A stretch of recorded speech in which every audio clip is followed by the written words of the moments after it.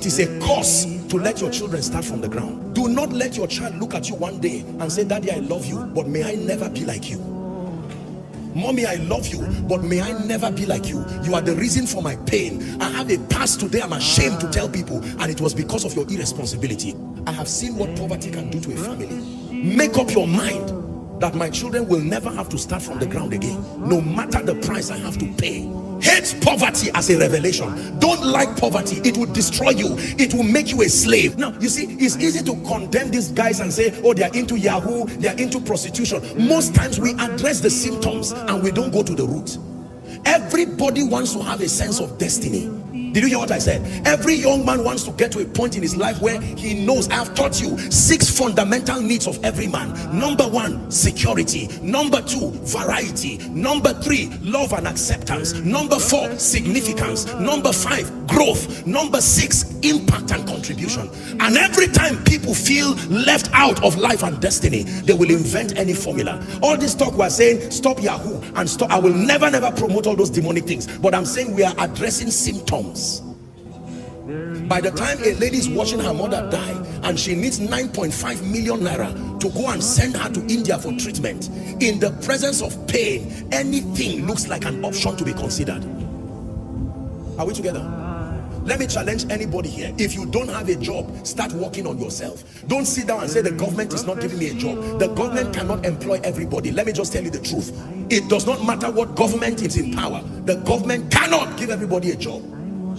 And corporations right now want to maximize profit. So if they can downsize 50 people and bring in IT, apps, and all kinds of technological advantages to increase them, don't blame them. We need innovation, we need intelligence. We need to sell the idea of productivity and investment. 2 things that the young people must learn in Nigeria: the power and the value of productivity. I am gifted is not productivity. Productivity. I am a graduate is not productivity. Are we together?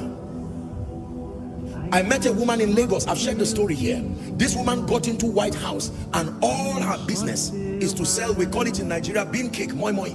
That's what took her to the White House. She's met the who and who's of the nations because of that. What God has placed in your hand, if you can take it serious, why should I believe in something you don't even believe in yourself? There are people today who have built houses frying akara. I know you laugh at them. They package it well, and what you will buy for 100 naira, you now buy for 3,000 because they gave it value. That's what productivity is. Save money. You don't have to go for every wedding, every birthday party. Be responsible. Instead of spending 100,000, send 20,000 as your seed and watch online. Hallelujah. There are many of us who are parts of clubs and societies that the devil is using as loopholes to destroy our finances. It's not that God has not been faithful, but many of us, this society life, I want to show that I belong. If you are not there, you are not there. You will be there, you can be there, but for God's sake, sit down and grow gradually. Don't get into a house that for the whole year you are palpitating because the rent is not there. Why give yourself that kind of burden? When you go back home, don't just go and sleep. Get a clean sheet of paper and sit down and say, my destiny, I will stop being a child from today. You can, if you are staying with your mother, mommy, daddy, thank you. Give me the next 1 year and I'll go out of your house with nobility. Apostle challenged me in church today. I will not go out to play football up morning till night when I don't have the destiny of a sportsman. I can go and visit. I will play it as leisure when I prosper. But for now, I will hang my boots and sit down. Father, give me an idea. Breathe upon me. Play this song. Play it till creativity comes upon your spirit. And the Lord can speak to you and say, you know what? You have grace for clothes. Start selling clothes. And someone will call you and say, you know what? There is a store that I'm opening. Can you come and help us? He who is faithful in little. One day you will become a store owner across the globe. Let nothing be too small, provided it is pro-scripture and it will help you live a life of dignity. It's better to soak gari with honor. Are we together now? And to go and eat in the table of unbelievers because you are trying to hurry life. I know that some of you see what God has done in our lives today. This is the reason why sometimes we tell our stories, so that people don't think that you were sitting down and someone just gave you 1 billion and empowered you. It's a lie. Well, maybe it happens so for other men of God, but ladies and gentlemen, there are times God himself delays your growth for the sake of those you'll be training, so that you can have a story to tell people. What is around you does not define you. Koinonia, I was holding miracle services and I was using a bike. It was not because of lack. God would not allow me buy a vehicle. My suit was more expensive than the bike I was climbing.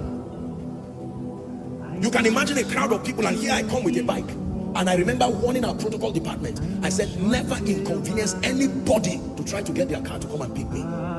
If I want to buy a car, there's no car I will not buy. This is an instruction. I wondered for many years why God will make me go through that kind of thing. One day God told me, I want the people learning from your life to know that greatness is not just defined by the things around you.